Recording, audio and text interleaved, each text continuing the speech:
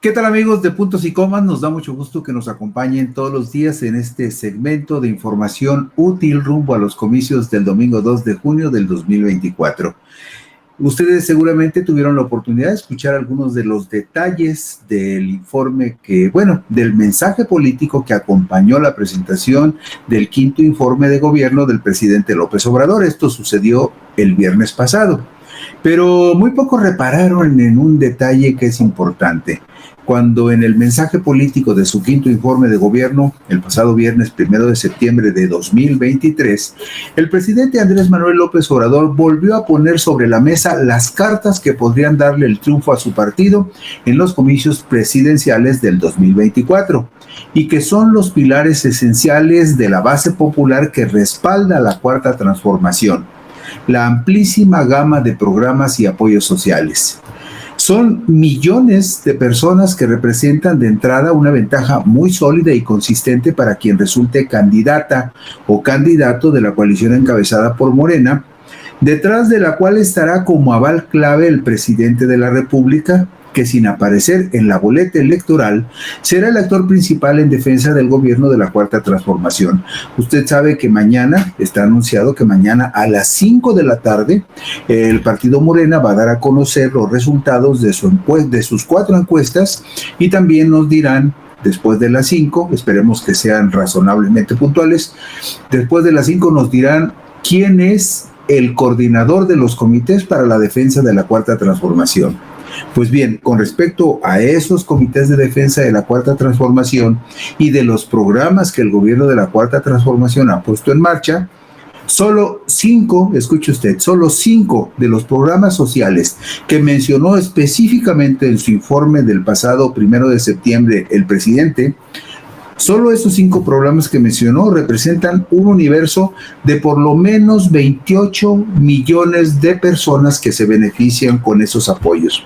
Y usted se preguntará, ¿y qué tiene que ver eso con la cuestión electoral? Bueno, pues es evidente suponer que una parte importante de esos 28 millones de personas que reciben beneficios de la 4T son una base social que coincide con la 4T, que probablemente se siente abrigada por la 4T y que muy probablemente la mayoría de ellos podrían acudir a las urnas el domingo 2 de junio del 2024 en apoyo de los programas de la 4T.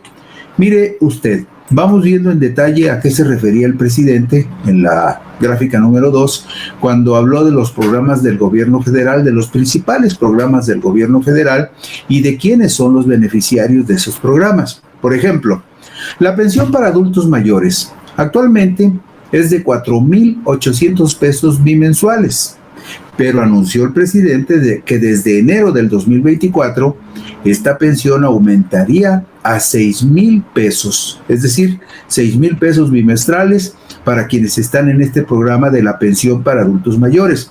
¿Y cuántas personas están en este programa? Pues el número es impresionante, estamos hablando de 12 millones de adultos mayores, 12 millones de adultos mayores que reciben en este momento 4,800 pesos bimensuales y que a partir de enero, el año de las elecciones, van a empezar a recibir 6,000 pesos bimensuales.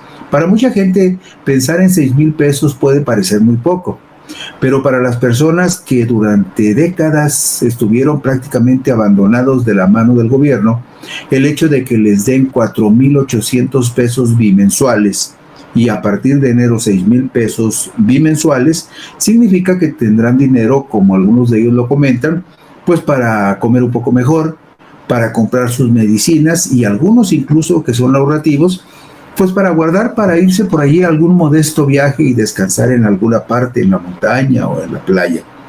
¿Qué otro programa mencionó López Obrador? Pues mencionó el programa Sembrando Vida. Este programa Sembrando Vida beneficia actualmente a ejidatarios y comuneros, y el número de beneficiarios asciende a 445,463 personas. Luego está el programa de Jóvenes Construyendo Futuro. Los muchachos que son capacitados para el trabajo y que luego, en la mayoría de los casos, las empresas que los capacitan, financiado esta capacitación con recursos del gobierno, luego las empresas que los capacitan tienen la opción de contratarlos y en muchos casos así sucede, que estos muchachos que no estaban preparados para alguna especialidad laboral, el gobierno facilita que se capaciten y después consiguen un trabajo que les da la oportunidad de dignificar su vida y dignificar su ingreso. Bueno, en este programa de Jóvenes Construyendo el Futuro hay 2.643.000 jóvenes.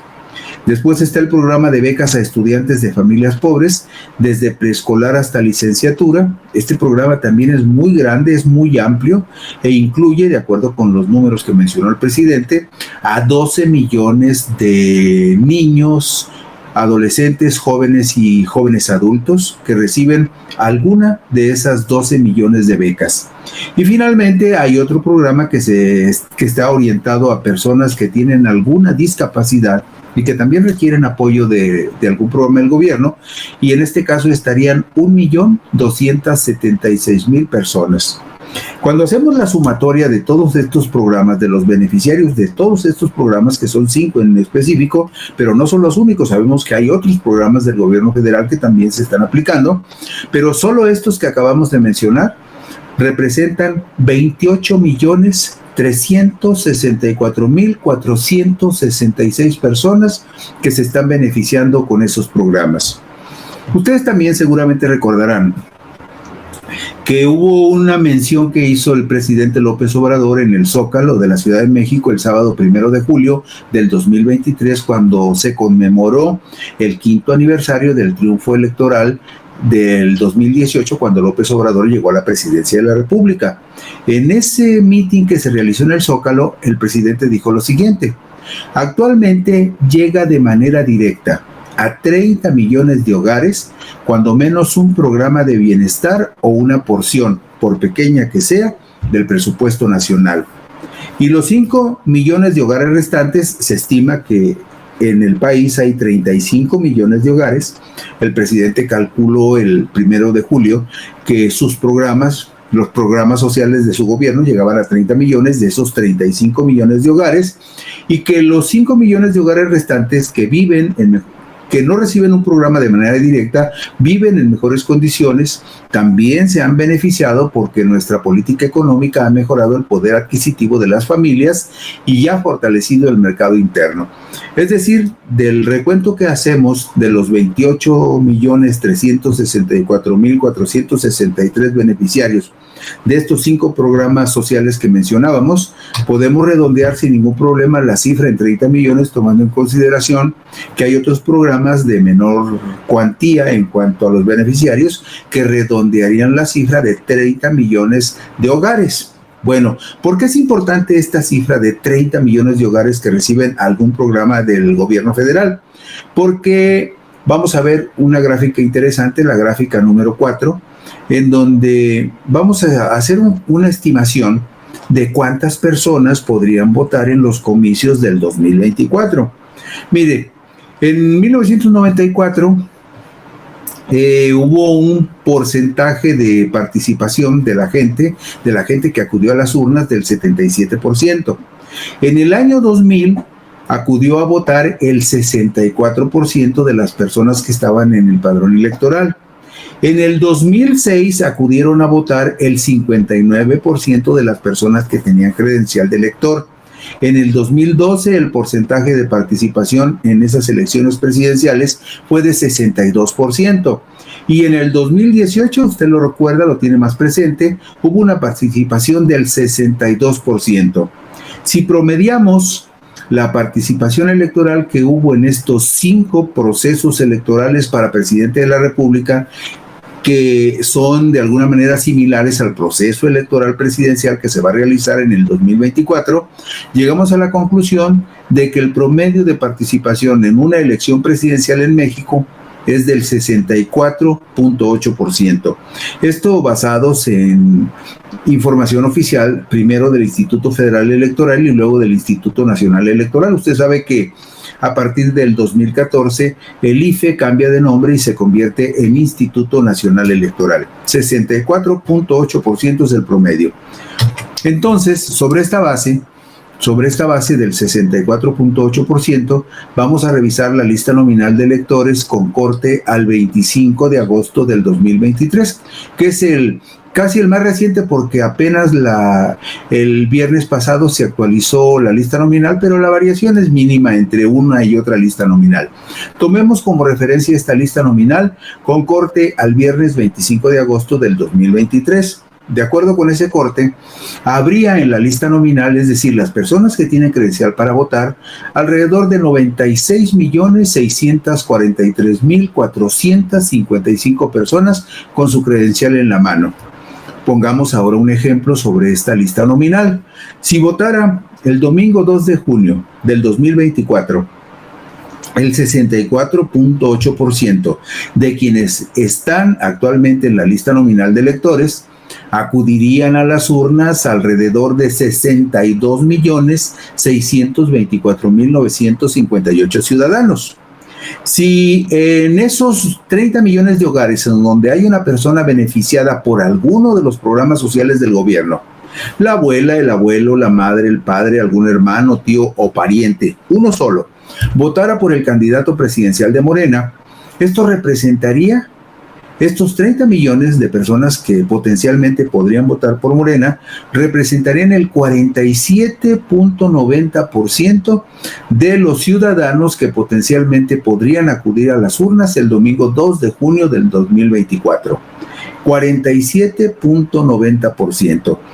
Esto es un poco más, un poco menos, porque pues nadie puede garantizar que necesariamente todos vayan a acudir, pero si acudiera una parte importante de estos 30 millones de personas que viven en esos 30 millones de hogares beneficiados con algún programa del gobierno federal, pues estamos hablando de una cantidad y de un porcentaje impresionante, de un 47.90%, puede quitarle 2 o 3 puntos o agregarle 2 o 3 puntos, y de cualquier manera el porcentaje es altísimo, porque ese es el porcentaje que de entrada, o un porcentaje aproximado que de entrada tendría que superar la oposición, lo cual se ve muy complicado a estas alturas del juego.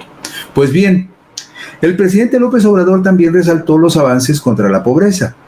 Quiero subrayar que aún cuando de 2018 a 2022 se redujeron la pobreza y la desigualdad en prácticamente todas las entidades de la República, los más beneficiados han sido los estados del sur y del sureste. Y mencionó, Chiapas, por ejemplo, ocupó el primer lugar en el país en cuanto a disminución de la pobreza, con un porcentaje del 10.6%.